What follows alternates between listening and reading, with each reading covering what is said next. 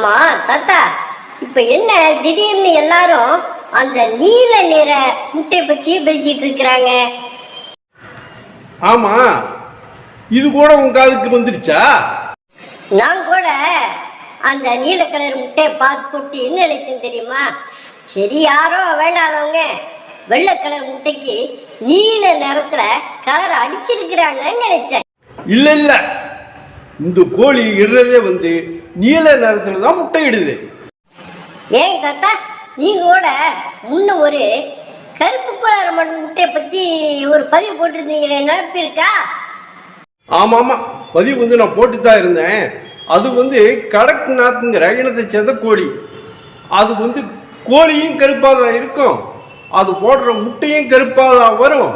அதோட அதோடைய அந்த கோழியோட இறைச்சி இருக்குல்ல, சிக்கன், அதுவும் கருப்பு கலராக தான் இருக்கும். ஆனா இது அந்த மாதிரிலாம் தெரியலையே. சரி, இப்ப இந்த நீல நிற முட்டை இட்டுச்சுல, அந்த கோழி எந்த ஊர்ல எங்க இருக்கு?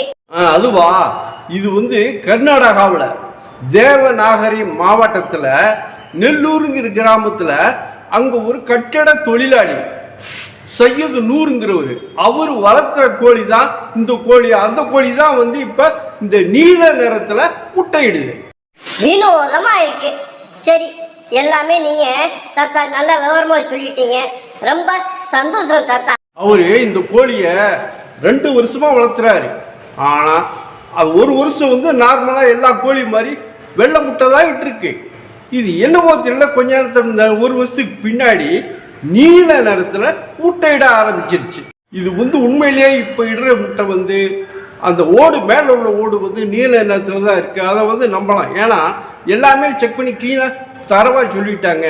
ஆனா அந்த மேல உள்ள ஓடு ஏன் நீல நிறத்துல இருக்குங்கிறது தான் அவங்க எல்லாம் கண்காணிச்சு ஆராய்ச்சி பண்ணிக்கிட்டு இருக்கிறாங்க. சரி.